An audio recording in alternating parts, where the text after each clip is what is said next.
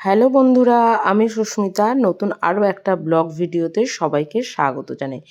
নতুন আরও একটা দিন তোমাদের সাথে শুরু করলাম। কে কোথা থেকে ভিডিওটা দেখছো এবং কেমন আছো অবশ্যই কিন্তু কমেন্ট করে জানিও। এর আগের ব্লগটা তোমাদের সাথে যেটা শেয়ার করেছিলাম সেটা ছিল আমার মামার বাড়ি। তো মামার বাড়ি থেকে আমি ফিরে গেছিলাম, আর ফেরার পরে আমি চলে এসেছিলাম শ্বশুরবাড়ি। কারণ হচ্ছে বাবা বা মা কেউ নেই, ওনারা গেছেন দিদির বাড়ি ডাক্তার দেখাতে। আর এই রকম বিয়ের পর থেকে প্রথমবারই হলো যে আমি একা আছি বাড়িতে, মানে সারাদিন তো থাকি না, থাকি ও বাড়িতে। যেহেতু বাপের বাড়ি আর শ্বশুর বাড়ি খুবই কাছাকাছি, কিন্তু সকালবেলাটা ওই বাড়িতে আমাদের যে পিসি কাজ করেন উনি ঘর মোছামুছি করেন আর কি। তো সেই কারণের জন্য রাতটুকু তো অন্তত থাকা, না হলে এখানে চোর ডাকাতের যা উপদ্রব সেটা আর বলে কোনো কাজ নেই। তো সকালবেলা এখানে একটু আলু চচ্চড়ি আর একটুখানি শুকনো লঙ্কা ফোড়ন দিয়ে এখানে করছিলাম হচ্ছে একটু আলু চচ্চড়ি, কারণ ওই পিসি খাবে আর তার সাথে সাথে আমিও অল্প একটু খাবো। তো আজকে এক জায়গায় যাওয়ার আছে, সেটা তোমাদের সাথে শেয়ার করব। তার আগে এখানে আলু চচ্চড়িটা বানিয়ে নিই। আলু চচ্চড়িটা বানিয়ে নেবার পরেও আমার বাড়িতে অনেকগুলোই কাজ আছে টুকটাক, যেমন হচ্ছে নিজের বিছানা তোলা, তারপরে হচ্ছে পুজো করা, সমস্ত কিছু। আর এই সমস্ত কাজকর্ম করতে কিন্তু আমার বেশ ভালোই লাগে, যাকে বলতে পারো।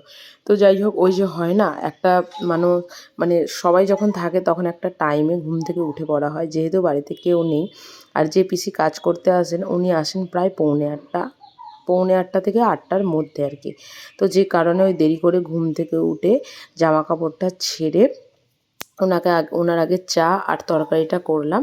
তারপর মুখটা ধুয়ে এদিকে চান করে এদিকে চলে এসেছি ছাদে ফুল তুলতে। আর এই শীতের সময় বলুন বা গরমের সময় বলুন, এত ফুল হয় বাড়িতে। সবথেকে গাঁদা ফুলগুলো এত সুন্দর দেখতে লাগে, যা বলার নয়।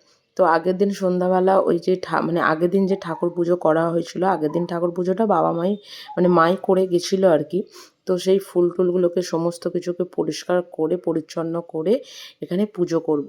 তবে বিয়ের পর থেকে আমি সন্ধে দিয়েছি দু একবার, যেহেতু মাই থাকেন এখানে, আমি তো এখানে থাকি না।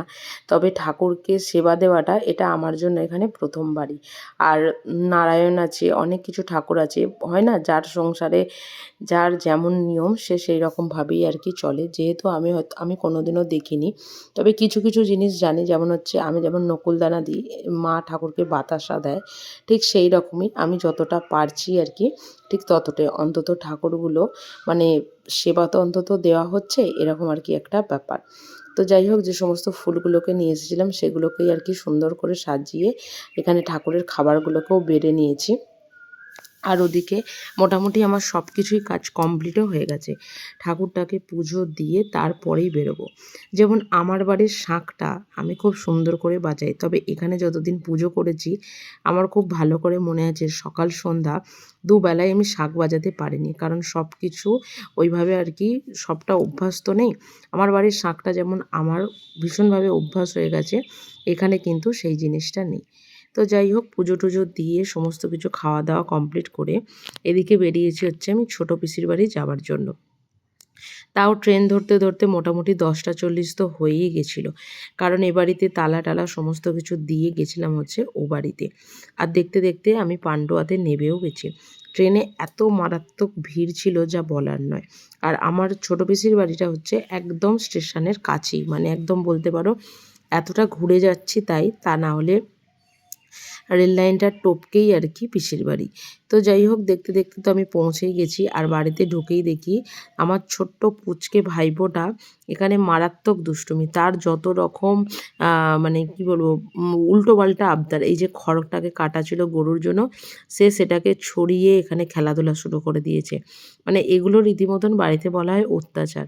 তো যাই হোক, এদিকে আমাকে নিয়ে যাচ্ছে ও ঘরে আর কি। আর আজকে যে কারণের জন্য পিসির বাড়ি গেছিলাম সেটা হচ্ছে আমার পিসির বিবাহবার্ষিকী ছিল, যদিও সেটা হয়ে গেছে। আমি গেছি আর কি লেট করে আর কি, মানে যেদিন গেছি সেদিনকেই আর কি ওরা খাওয়া দাওয়ার প্রোগ্রাম করেছিল।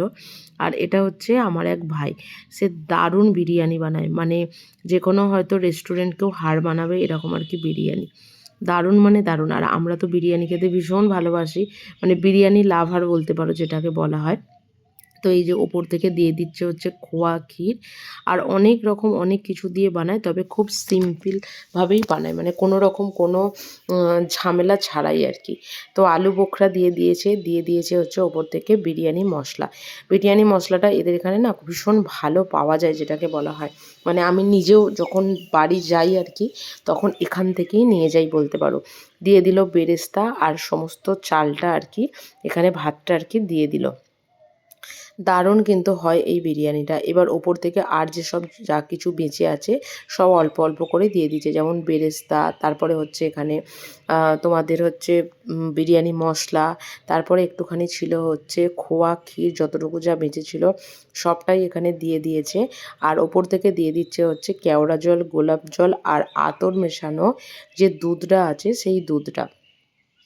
খেতে কিন্তু দারুণ, যা বলার নয়। তবে এটাকে কাঠের উনুনে আর কি এটাকে দমে বসিয়েছিল।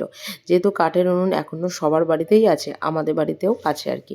এই যে বললাম ওর যত রকম জ্বালাতন আবদার, এবার ছাদে গেছিলাম, সেই ছাদে গিয়ে ধান শোকাতে দেওয়া ছিল।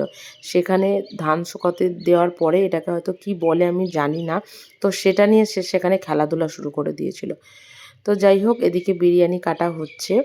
তো এবার হবে হচ্ছে আমাদের খাওয়া দাওয়ার পালা। তবে খাওয়া দাওয়ার মেনুতে আজকে অনেক কিছুই ছিল, মানে হয় না যারা বিরিয়ানি খাবে না তাদের জন্য অন্য কিছু, মানে এক পিসিমশাই ছিল, ওরা বিরিয়ানি খাবে না, সেই কারণের জন্য ওদের জন্য রাইস ছিল।